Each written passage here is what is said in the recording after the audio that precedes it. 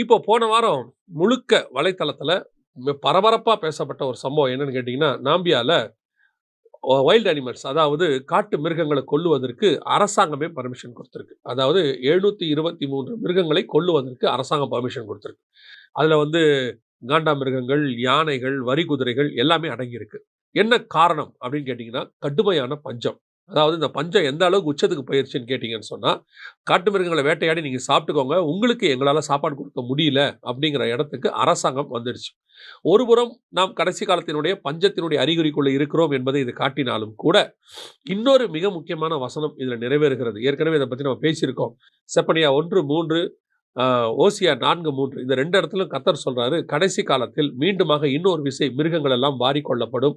சமுத்திரத்தின் மச்சங்கள் வாரிக்கொள்ளப்படும். பறவைகள் வாரிக்கொள்ளப்படும். உங்களுக்கு ஞாபகம் இருக்கும்னு நினைக்கிறேன். சில வருஷங்களுக்கு முன்பாக ஆஸ்திரேலியா கண்டம் முழுக்க மிகப்பெரிய அளவுல ஒரு தீ ஏற்பட்டது. காட்டுத்தீ ஏற்பட்டது. அதுல மிகப்பெரிய அளவுல உயிரினங்கள் எல்லாம் மாண்டு போச்சு. அதற்கு பிறகு சமுத்திரத்துல ஏற்பட்ட மாற்றத்துல மிகப்பெரிய அளவுல மச்சங்கள் எல்லாம் மரித்து போய், அதாவது மீன்கள் எல்லாம் மரிச்சு போய் கரை ஒதுங்கினதை நம்ம பார்த்தோம். இப்போ அடுத்த இன்னொன்னு சொல்லிட்டு இருக்கிறாங்க. அதாவது வேல்ஸ் என்று சொல்லக்கூடியதான திமிங்கலங்கள் எடை குறைந்து காணப்படுகிறது. சர்வசாதாரணமாக அவைகள்லாம் எடை குறைஞ்சிருச்சு. காரணம் கடலில் ஏற்பட்டதான ஒரு பெரிய மாற்றம். ஆண்டவர் சொன்ன கடைசி காலத்தில் இந்த மச்சங்களை வாரிக்கொள்வேன், மிருகங்களை வாரிக்கொள்வேன் என்கிற காரியங்கள் எல்லாம் ஒரு பக்கம் போயிட்டே இருக்குது. அதிகப்படியாக கடந்த ஒரு 10 வருஷத்துல மட்டும் எடுத்து பாருங்க. கொள்ளை கொள்ளையாக மிருகங்கள் செத்த நீங்க பார்க்க முடியும். பறவைகள் செத்த பார்க்க முடியும். ஆஸ்திரேலியால ஹீட் வேவ்ஸ்ல அந்த வௌவால்கள் எல்லாம் மரிச்சு விழுந்ததை நம்ம பார்த்தோம். இப்போ மிகப்பெரிய அளவில இது நடந்து கொண்டே இருக்கிறது. இதுவும் கடைசி காலத்தினுடைய மிக முக்கியமான அடையாளம். அரசாங்கமே கை விரிச்சிருச்சு, எங்களால சாப்பாடு கொடுக்க முடியாதுன்னு. இது ஏதோ ஸ்டார்ட்டிங் பாயிண்ட் தான். ஏற்கனவே இந்த மாரி மடகாஸ்கர்ல நடந்துருச்சு, ஹைத்தில நடந்திருக்கு. இப்போ பல நாடுகள்ல ஜனங்களுக்கு சாப்பாடு கொடுக்க முடியாத நிலைமை போயிட்டு இருக்கு. இவங்க தான் வெளியரங்கமா மிருகங்கள கொன்னு சாப்பிடுங்கன்னு சொல்ல தொடங்கி இருக்கிறாங்க. இன்னும் போக போக இது விஸ்தாரமாகும். நம்ம இந்த மாரி இடங்களுக்காக ஜெபிக்கணும். இந்த ஜனங்களுக்கு ஆகாரம், அடிப்படை ஆகாரமாவது கிடைக்கணும் பாருங்க. அதுக்காக நம்ம ஜெபம் பண்ணணும். வாங்க நம்ம அடுத்த காரியத்த பார்க்க போறோம். இதுவும் அதே மாதிரி ஒரு மிக முக்கியமான விஷயம். கிட்டத்தட்ட நான் மட்டுமே இத ஒரு 12 வருஷமா வாட்ச் பண்ணிட்டே இருக்கிறேன். எத பத்தி அப்படின்னு கேட்டீங்கன்னா, பாரிஸ் பட்டணத்துல ஒரு கான்ஃபரன்ஸ் நடந்தது. எப்ப நடந்ததுன்னா 2015 டிசம்பர் மாசத்துல நடந்தது. 2012லேருந்து அதற்கான ஆய்வு செய்யப்பட்டது. எத பத்தி அப்படின்னு கேட்டீங்கன்னா, குளோபல் வார்மிங் அதாவது பூமி வெப்பமயமாகுதலை குறித்து இத பத்தி. இந்த பூமி வெப்பமயமாகுதலை ரொம்ப சீரியஸா எடுக்காத ஜனங்கள்ல நம்மளும் ஒருத்தன் நான் நினைக்கிறேன். காரணம் என்னன்னா, இத பத்தின செய்திகளோ அல்லது இத பத்தின நியூஸோ நீங்க எதையுமே பெரும்பாலும் 95% இங்க பார்க்க முடியாது. ஒரு 5% சில பத்திரிகைகள் அதனுடைய சீரியஸ்னஸ எழுதுறாங்க. 95% இத பத்தி அவங்க எழுத மாட்டாங்க. ஆனால் இப்போ அது உச்ச நிலையை அடைஞ்சிருக்குது. 2015 பாரிஸ் மீட் என்று சொல்லக்கூடியதுல ஏறக்குறைய 190 நாடுகளுக்கு மேல எல்லாரும் ஒன்றா கூடி, இப்ப குளோபல் வார்மிங் அதாவது பூமி வெப்பமயமாகுது. இந்த பூமி வெப்பமயமாகறதனுடைய விளைவாக ஒரு புறம் பனிப்பாறைகள் எல்லாம் உருகுது. ஒரு பக்கம் கிரீன் ஹவுஸ் எஃபெக்ட் அப்படின்னு சொல்லுவாங்க. அப்படின்னா என்னன்னு கேட்டீங்கன்னா, பூமிக்கு மேல நான் உங்களுக்கு புரிதலுக்காக அப்படி சொல்றேன். ஒரு ஷீல்டு மாதிரி இருக்கு. பூமியிலிருந்து எது அதிகமா போகுதோ, அது அப்படியே போய் மேல போய் திருப்பி பூமிக்குள்ளேயே வரும். எதற்காக ஆண்டவர் அப்படி செஞ்சு வச்சிருக்காருன்னு கேட்டீங்கன்னா, இரவுல உங்களுக்கு எல்லாருக்கும் தெரியும். அதாவது மரத்துல இருந்து நிறைய ஆக்ஸிஜன் வருது. மனுஷனுக்கு ஆக்ஸிஜன் தேவை. இது அப்படியே விண்வெளியில போய் வேஸ்ட்டா போயிடக்கூடாதுன்னு ஆண்டவர் இயற்கையா ஒரு ஷீல்டு மாதிரி பண்ணியிருப்பாரு. இந்த ஆக்ஸிஜன் மேல போய் திருப்பி பூமிக்குள்ளேயே வரும். வந்து மனிதனுக்கு தேவையான அளவுக்கு இருக்கும். இப்ப மனுஷன் என்ன பண்ணான்னு கேட்டீங்கன்னா, மரத்தை எல்லாம் வெட்ட வெட்ட வெட்ட ஆக்ஸிஜன் போயிருச்சு. அதுக்கு ஆல்டர்னேட்டா அந்த ரோட போட்டு வாகனங்கள் ஓட்ட ஓட்ட கார்பன் டை ஆக்சைடு வந்துருச்சு. இப்ப இந்த கார்பன் டை ஆக்சைடு நான் ஒரு புரிதலுக்காக சொல்றேன். இந்த மாதிரி நிறைய கா காத்துகள் இருக்குது. நான் ஒரு புரிதலுக்காக சொல்றேன். இந்த கார்பன் டை ஆக்சைடு லெவல் அப்படியே மேல போக போக போயிட்டு திருப்பி அது பூமிக்குள்ளேயே வருது. அப்படி அதிகமா வர வர வர ஆக்ஸிஜனை விட கார்பன் டை ஆக்சைடு நிறைய ஆகி பூமி சூடாக தொடங்கிருச்சு. கார்பன் டை ஆக்சைடு மட்டும் இல்ல, மீத்தேன், ஈத்தேன் நிறைய இருக்கு. எல்லாமே இப்போ அப்படியே மனுஷனை முழுசா மூடிருச்சு. ஸோ இந்த எஃபெக்ட் அதிகமாகி பூமி உஷ்ணமானதுனால மனிதன் அதிக அளவில் பாதிக்கப்பட்டார். ஸோ இதை தடுத்து நிறுத்துறதுக்காக 2015 டிசம்பர்ல பாரிஸ்ல ஒரு கூட்டமைப்பு ஏற்படுத்தப்பட்டு எல்லா நாடுகளும் இதுக்காக வந்து செஞ்சாங்க. எல்லாரும் ஏற்றுக்கொண்டாங்க. 2016ல ஒரு தீர்மானம் எடுத்தாங்க. என்னன்னா, இப்ப இருக்கிற நிலைமையில இருந்து பூமி 1.5 டிகிரி செல்சியஸ் தான் இன்க்ரீஸ் ஆகிற அளவுக்கு பார்த்துக்கணும், அதுக்கு மேலே ஆகாமல் நம்ம பார்த்துக்கணும்னு சொல்லி அதுக்கான வேலைகள் என்னென்னலாம் செய்யலாங்க. இப்போ உங்களுக்கு தெரிஞ்சிருக்கிறபடி இந்த பெட்ரோல் டீசல் வண்டிகளுக்கு பதிலாக எலக்ட்ரிக்கல் மாற்று வண்டி கொண்டு வந்தாங்க. கேஸ் அப்புறம் எலக்ட்ரிக்கல் இப்படி கொண்டு வராங்க. இந்த மாதிரி நிறைய மாற்றங்கள் செய்து அதுக்கு பெரும்பான்மையாக செய்ய வேண்டியது என்னன்னு கேட்டிங்கன்னு சொன்னால் ஃபேக்ட்ரிஸை நிறுத்தணும். அந்த ஃபேக்ட்ரியில் வரக்கூடிய காரியங்களை அதுக்கு ஆல்டர்னேட் கண்டுபிடிக்கணும், ஏசிக்கு ஆல்டர்னேட் கண்டுபிடிக்கணும். ஏன்னா இது எல்லாமே வெப்பத்தை வெளியே வரக்கூடியது. ஸோ இதை என்ன செய்யலாம்னு சொல்லி எல்லாரும் செய்த போது எல்லா நாடுகளும் ஒத்துக்கொண்டன 1.5ல நம்ம நிறுத்திடலாம் அப்படின்னு சொல்லி. ஆனால் 2024 இப்போ கணக்கெடுக்க பார்த்தபோது நம்ம 1.5 தாண்டிட்டோம். 1.5 தாண்டி நம்ம 2 கிட்ட போயிட்டு இருக்கிறோம். யூஎன் ரிப்போர்ட் படி 3.5 கிட்ட நம்ம போகும்போது பூமி தானாகவே எரிய தொடங்கிடும். டோட்டல் பூமி எரிய தொடங்கும். இது வந்து யூஎனுடைய ரிப்போர்ட். ஸோ இப்போ நம்ம 2 கிட்ட போயிட்டே இருக்கிறோம். இப்போ என்ன சொல்லியிருக்கிறாங்கன்னா 2க்குள்ளேயாவது நம்ம நிறுத்தணும் அப்படிங்கிறதான மிகப்பெரிய முயற்சி ஏற்படுத்தப்படுகிறது. ஏன் இந்த 1.5 நம்மளால நிறுத்த முடியல அப்படின்னு சொல்லும்போது இதில் வந்து உலகத்தில் சைனாவும் அமெரிக்கா மட்டுமே 40% எமிஷன்ஸ், அதாவது இதுல இருந்து வரக்கூடியதை 40% அவங்க வெளியே கொண்டு வராங்க. கொண்டு வந்து பூமியை வெப்பமயமாக்குறாங்க. ஆனால் அவங்க சொல்லும் போதெல்லாம் என்ன சொல்லுவாங்கன்னா இந்தியா தான் காரணம், ஆப்பிரிக்கா தான் காரணம், சைனா தான் காரணம்னு சொல்லி நம்மள தான் ஏதாவது ஒன்று சப்ரஸ் பண்ண பார்ப்பாங்க. ஸோ இப்போ அதிகமாக பூமி வெப்பமயமாக தொடங்கிருச்சு. 1.5லேருந்து 2க்கு போயிட்டு இருக்கிறோம். இப்போ என்ன ஒரு சயின்டிஸ்ட் சொல்லியிருக்காருன்னா இன்னும் 0.1% ஏறினா கூட பூமியோடைய உஷ்ணத்தை உங்களால் தாங்க முடியாது அப்படின்னு இருக்காரு.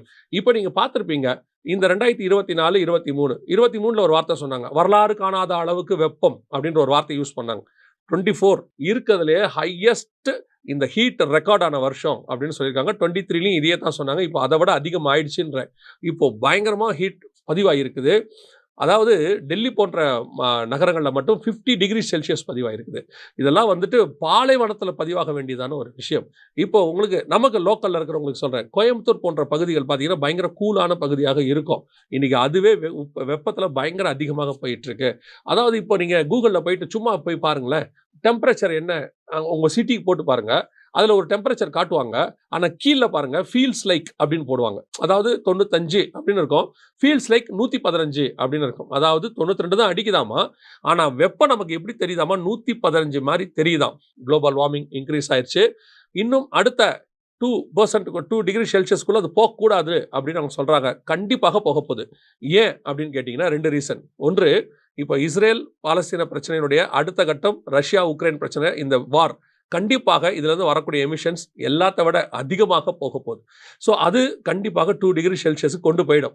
2வது, ஆண்டவர் சொல்லியிருக்கிறாரு, பூமியானது அக்கினிக்கு இரையாய் வைக்கப்பட்டிருக்கிறது. ஸோ இந்த பூமி அடுத்து அதை நோக்கி தான் போகுது. இப்போ வெப்பத்தை நோக்கி போக தொடங்கிருச்சு.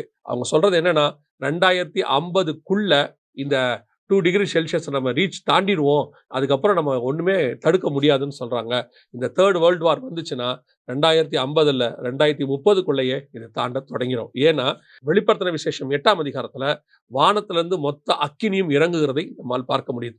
இது கொஞ்சம் பெரிய நியூஸாக உங்களுக்கு சொல்லியிருக்கிறோம். ஆனால் இதை பற்றி தனி செய்தியே போடணும், அவ்வளோ விஷயங்கள் நடந்துட்டு இருக்கு. இதோடைய அப்டேட்டையும் உங்களுக்கு நாங்கள் உங்களுக்கு சொல்கிறோம். வாங்க நம்ம அடுத்த காரியத்தை பார்க்க போகிறோம். ஆண்டவராக இயேசு கிறிஸ்துவின் நாமத்தினாலே மீண்டும் இந்த நேற்று வரை நிகழ்ச்சியில் உங்களை சந்திப்பதில் மிகுந்த சந்தோஷம். இந்த வாரத்தில் நிறைய வினோதமான காரியங்கள், நிறைய கொடூரமான காரியங்கள் நிறைய நடைபெற்றிருக்கிறது. இன்னைக்கு அதை பற்றின ஒரு சில விஷயங்கள், வேதாகமத்துக்கு ஒத்து போகிற காரியங்களை நாம் பார்க்க போகிறோம்.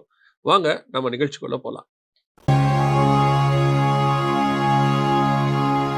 முதலாவதா நான் எப்பவும் பார்க்குறபடி இஸ்ரேல் பாலஸ்தீன கான்ஃப்ளிக்ட். இதில் இந்த யுத்தத்தினுடைய மிக முக்கியமான ஸ்டேஜை இப்போ அடைஞ்சிருக்கிறாங்க. என்ன அப்படின்னு கேட்டிங்கன்னா, இஸ்ரேலுடைய ஹாஸ்டேஜஸை ஹமாஸ்காரங்க கொண்டிருக்கிறாங்க. இப்போ அதை ஹமாஸ் சொல்கிறாங்க இல்லை இஸ்ரேல் தான் கொண்டுச்சு அப்படின்னு சொல்லி. இது இப்போ இஸ்ரேலில் ஒரு மிகப்பெரியதான மாற்றத்தை, இல்லைன்னா ஒரு மிகப்பெரிய எதிர்ப்பை ஏற்படுத்தி இருக்கிறது. உள்ளூரில் மிகப்பெரிய ப்ரொட்டஸ்ட். இப்போ நெத்தன்யாகுக்கு இது மிகப்பெரிய நெருக்கடியை கொடுத்துருக்கு. அது மட்டும் இல்லாமல் அவர் மன்னிப்பு கேட்குற அளவுக்கு போயிருக்கிறது. இது அவங்களுக்குள்ள அவங்க நாட்டுக்குள்ள நடக்கிற இஷ்யூன்னு பார்த்தா இல்லை இன்னொரு பிரச்சனையும் இருக்குது. என்ன அப்படின்னா, இந்த பிணைய கைதிகளில் ஒருத்தர் அமெரிக்கர். ஸோ அமெரிக்கருடைய பிணைய கைதி அவங்களும் அவர் இறந்துட்டார். ஸோ இப்போ அமெரிக்காவில் அது ஒரு மிகப்பெரிய இஷ்யூவாக மாறி இருக்கு. இப்போ ஜோ பைடன் நேரடியாகவே இஸ்ரேலுக்கு எதிர்ப்பு தெரிவிச்சிருக்கிறார். ஒரு பிணைய கைதி உங்களால் மீட்க முடியலையா அப்படின்னு. ஏன் அப்படின்னு கேட்டிங்கன்னா, பிணைய கைதியை மீட்கிறதுல இஸ்ரேலை மாதிரி கை தேர்ந்தவங்க உலகத்திலே யாருமே கிடையாது. அவங்க வந்து மீட்டு கொண்டு வரதில்லைன்ற மேஜிக் கார்பெட்னு சொல்லுவாங்க. அந்த மாதிரி மிகப்பெரியதான ஜனங்களை மீட்பதில் அவங்கள மாதிரி ஒரு ஆளை நீங்கள் பார்க்கவே முடியாது. அவர்களே இப்பொழுது வந்து தோல்வி அடைஞ்ச மாதிரி ஒரு மாயை உருவாகியிருக்கிறது. இப்போ அமெரிக்கா போன்ற நாடுகள் எல்லாம் இப்போ யோசிக்க தொடங்கி இருக்கிறாங்க. இப்போ இந்த சூழ்நிலை போயிட்டு இருக்கு. ஆனால் இது என்னவாகும் அப்படின்னு கேட்டீங்கன்னு சொன்னால், நிச்சயமாக இந்த வார் நிற்க போகிறதில்ல. இதுக்கு பதிலடியாக இன்னும் ஆக்ரோஷமா தான் இஸ்ரேல் மோதப்போகுது. உடனே இஸ்ரேல் பயந்து இதை நிறுத்த போறதே கிடையாது. இன்னும் ஆக்ரோஷமா மோதப்போகுது. அமெரிக்காவும் இப்ப எதிர்ப்பு தெரிவிச்சாலும் தன்னுடைய நாட்டு பிரஜை ஒருத்தரை கொலை பண்ணதுக்கு அதுக்கான ஒரு பழிவாங்குதல் அது செய்யும். ஸோ இந்த வார் இன்னும் அடுத்த கட்டத்துக்கு போறதுக்கான மிக முக்கியமான காரியம் தான் இப்ப நடந்திருக்கே ஒழிய, இது நிக்கிற இடத்துக்கு வரல. இப்ப நடுவுல சமாதானம் பேசலாம், அதை பண்ணணும், இதை பண்ணணும்னு சொன்னாங்க. எதுவுமே நடக்கல. இது அடுத்த கட்டத்துக்கு தான் போயிட்டே இருக்கிறது. ஸோ இது அடுத்த மூவ் இங்க இஸ்ரேல் ரஷ்யாவுக்கு நெருங்கணும். அந்த மூவுக்கு இது போகணும். இதை பத்தின அப்டேட்ஸை வருகிற காலங்களில் கர்த்தருக்கு சித்தமானால் உங்களுக்கு தெரியப்படுத்துகிறோம். நாம அடுத்த காரியத்துக்குள்ள கடந்து போகிறோம். இப்ப சமீபத்துல ஒரு ஆய்வு ஒன்று சொன்னாங்க. என்ன அப்படின்னு கேட்டா, ஒய் குரோமோசோம், அதாவது ஆண்கள் பிறக்கிறோம், எக்ஸ் குரோமோசோம் பெண்கள், இந்த ரெண்டு தான், எக்ஸ் ஒய் ரெண்டும் சேர்ந்தது தான் மனுஷன். எது ஒய் அதிகமாக இருந்தால் ஆண், இந்த மாதிரி நம்ம சொல்லுவோம். ஒய்ங்கிறது ஆணையும் எக்ஸுங்கிறது பெண்ணையும் குறிக்கக்கூடிய குரோமோசோம் சொல்லுவாங்க. இப்போ லேட்டஸ்ட்டாக என்ன ஒரு ஆய்வு கொடுத்துருக்காங்க, கென்ட் அப்படிங்கிறதான மாகாணத்தில் இருக்கக்கூடிய பல்கலைக்கழக ஆய்வுலேருந்து அவங்க சொல்லியிருக்கிறது என்னன்னு கேட்டிங்கன்னு சொன்னால், ஒய் குரோமோசோம் குறைஞ்சிக்கிட்டே போகுது. அந்த ஒய் குரோமோசோம் குறைய குறைய ஆண்கள் குறைஞ்சிக்கிட்டே போவாங்க, பெண்கள் அதிகமாக பிறக்க தொடங்குவாங்க. ஒரு பீரியட்ல ஆண்கள் இல்லாத நிலைமை வரும் அப்படின்னு சொல்றாங்க. இது உண்மையா நடக்க வாய்ப்பு இருக்கா அப்படின்னு சொல்லும் போது நான் எப்பவும் சொல்லுவேன், எல்லாத்துக்கும் வேதத்துல வந்து ஒரு ரெஃபரன்ஸ் இருக்கும். அந்த ரெஃபரன்ஸ் இருக்குதா அப்படின்னு சொன்னா, அந்த ரெஃபரன்ஸ் இருந்துச்சுன்னா அது கரெக்டா தான் இருக்கும்னு அர்த்தம். ஏசாயா புஸ்தகம் 4ஆம் அதிகாரம் 1வது வசனத்துல வேதம் இவ்விதமா சொல்லுது, ஒரு காலத்தில், கடைசி காலத்தில் 7 ஸ்திரீகள் ஒரு புருஷனை பிடிச்சு கொள்வாங்களாம். நாங்க சமைச்சுக்கிறோம், நாங்க சாப்பிட்டுக்கிறோம், எங்களுக்கு நாங்களே சம்பாதிச்சுக்கிறோம், எல்லாம் பண்ணிக்கிறோம், எனக்கு உன் பேர் மட்டும் விளங்கணும், அதாவது உன் சந்தானம், ஒரு குழந்தையை மட்டும் கொடுங்க, ஒரு ஆண் மட்டும் இருந்தா அவ்வளோ, அந்த அளவுக்கு வந்து ஆணை வந்து ஒப்பீரிலும் ஆண்டவர் என்ன செய்ய போறாரோ அரிதாய் மாத்துவாரு அப்படின்னு இருக்கு. இந்த வசனம் ஏறக்குறைய 3000 வருஷத்துக்கு முன்னாடி உள்ளது. இப்ப யோசிச்சு பாருங்க, கடைசி காலத்தில் நடக்கக்கூடியதான சம்பவம். நம்ம நடுவில் இருக்க காலகட்டத்தில் பாருங்க, பெண் குழந்தையை தான் கொன்றுவாங்க, ஆண் அதிகமா இருக்கு, பெண் குறைவா இருக்கு. இப்படிதான் கான்செப்ட் வந்துகிட்டே இருந்துச்சு. இப்ப பாருங்க, ஆண் குறைவாகிட்டே இருக்கான். எதனால? சயின்ஸ் அதுக்கு 1000 காரணம் சொல்லுது. இப்போ கொஞ்சம் கொஞ்சமாக அந்த ஒய் குரோமோசோம் குறைஞ்சு ஆண்கள் இனம் குறைஞ்சிக்கிட்டே வரதாக சொல்லுது. வேதம் இதை குறித்து முன்னறிவிச்சிருக்கு. இன்னும் இப்போ நீங்க வார் வந்துச்சுன்னு வச்சுக்கோங்களேன், 3rd வேர்ல்டு வார் வருதுன்னு வச்சுக்கோங்களேன், அதிகப்படியாக ஆண்கள் தான் சாக போறாங்க. ஏன்னா வாருக்கு அவங்க தான் அதிகமாக போவாங்க. அப்போ உயிர் அதிகமாக சேதப்படும் பொழுது ஆண்கள் குறைவாகவும் பெண்கள் அதிகமாகவும் நிறைய வாய்ப்பு இருக்கிறது. இந்த ஏசாயா 4:1 ஆண்களுடைய எண்ணிக்கை குறைவதற்கான வசனங்கள் இதெல்லாம் இருக்கு, பைபிள்ல இருக்கு. இப்போ அதை இந்த சயின்ஸும் சொல்லியிருக்கு. போக போக இந்த யுத்தங்கள் இதெல்லாம் அதிகரிக்க அதிகரிக்க இந்த ஆண் சமுதாயத்தினுடைய காரியங்கள் குறையும், பெண்கள் அதிகமாகும். அப்பொழுது ஆண்களுடைய தேவைகள், அந்த ஆண் இனத்தினுடைய தேவை அதிகமாகும் என்பதை சயின்ஸும் சொல்லுது, அதுக்கு முன்னாடி வேதமும் சொல்லுது. கர்த்தருக்கு சித்தமானால் இன்னொரு நேற்று நிகழ்ச்சியில் வருகை தாமதிக்குமானால் உங்களை சந்திக்கிறோம். எங்களுக்காக, எங்கள் ஊழியங்களுக்காக ஜெபித்துக் கொள்ளுங்க. God bless you.